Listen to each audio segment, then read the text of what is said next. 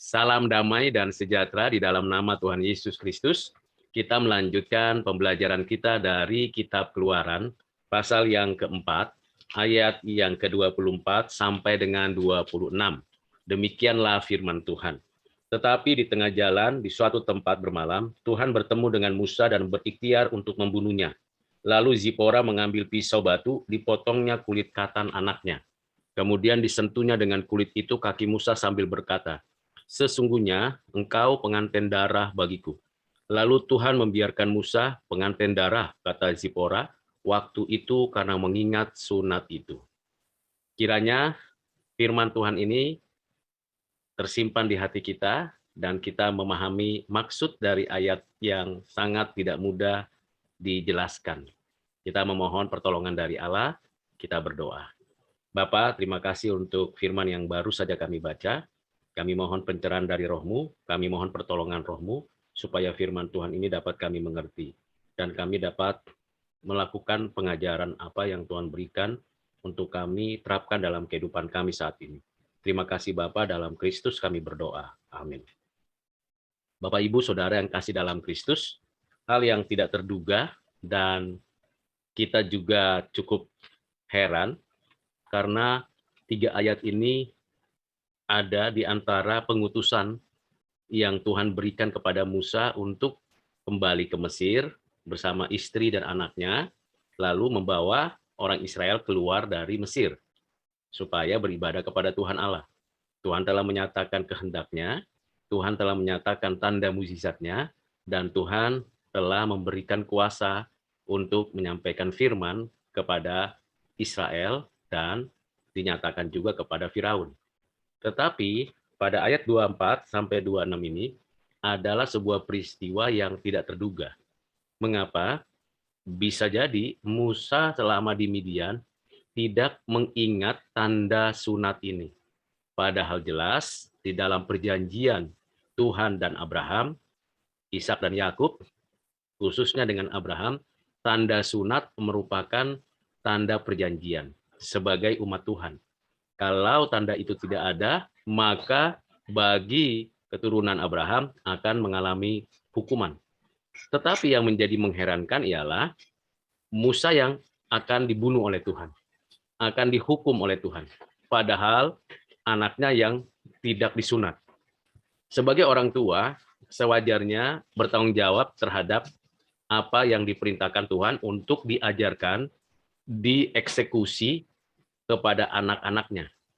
Tetapi entah mengapa Musa tidak melakukannya di tanah Midian.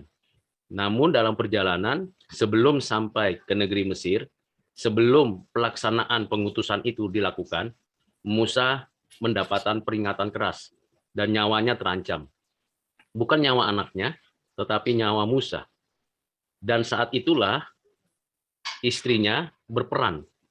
Dan peran ini sangat penting, yang sering kali diabaikan atau dilupakan atau kurang mendapat perhatian dari kita waktu kita membaca kisah-kisah tentang pelayanan Musa. Istrinya ini langsung segera mengambil satu keputusan, menyunat anaknya. Dan tentunya inilah hal yang paling penting untuk keselamatan, baik untuk Musa dan juga untuk pelayanannya. Dari sini kita belajar betapa perlu dan pentingnya menjaga keharmonisan dan menjaga keutuhan dari kehidupan keluarga. Andai kata Musa tidak mengajak istri dan anaknya, maka bisa jadi belum bisa dilayakkan oleh Tuhan Musa untuk melayani. Dan ketika Musa mengajak istri dan anaknya, apabila tidak ada keharmonisan, ada kemungkinan istrinya membiarkan saja Musa mengalami penghukuman. Tetapi di sini istri Musa mengerti apa yang harus dilakukannya. Dan tindakannya sangat krusial tepat. Dikatakan, segera Zipora mengambil pisau batu.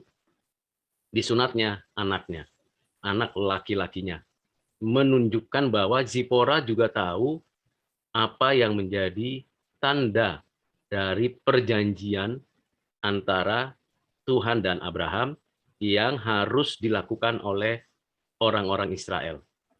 Ini menjadi hal penting untuk kita sebagai seorang yang dipercaya Tuhan pelayanan.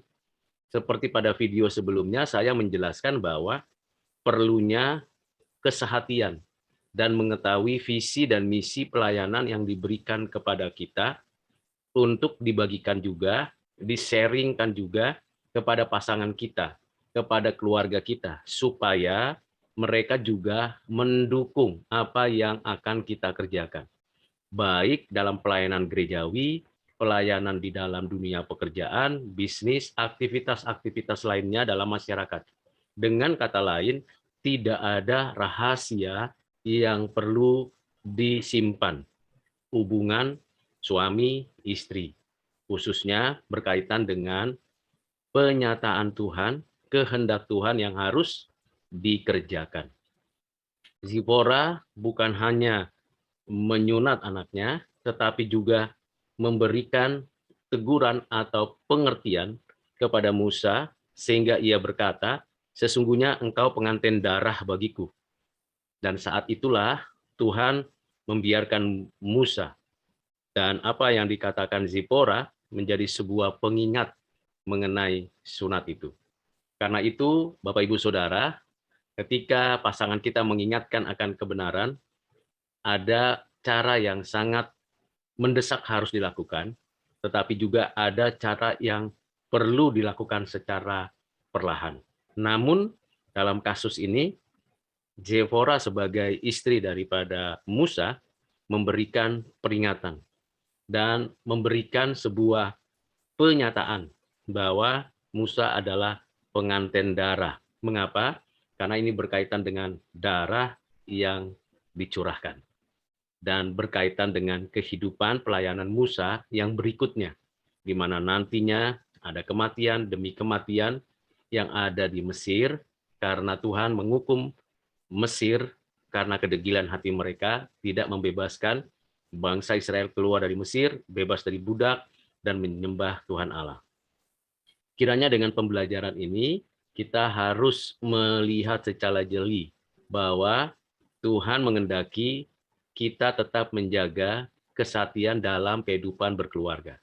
Kita tetap ingat akan apa yang Tuhan janjikan untuk kita kerjakan. Kita perlu terus-menerus membangun kerjasama di dalam setiap pelayanan kita. Kiranya renungan singkat ini menolong Bapak, Ibu, Saudara untuk menghargai, bekerja sama, bermitra dalam pelayanan, dalam keluarga masing-masing bagi kemuliaan Tuhan. Tuhan Yesus memberkati. Mari kita berdoa. Bapa, terima kasih untuk firman yang boleh kami dengar, untuk renungan yang boleh kami ketahui, untuk refleksi yang dapat kami terapkan. Berkati kami supaya kami memiliki pasangan yang takut akan Tuhan, dan kami juga membagi visi misi yang datang dari Tuhan untuk mengerjakan pekerjaan Tuhan. Jangan biarkan kami lupa akan tanggung jawab kami untuk menjadi pelaku firman dan melakukan kehendak Tuhan. Dalam Kristus kami berdoa. Amin.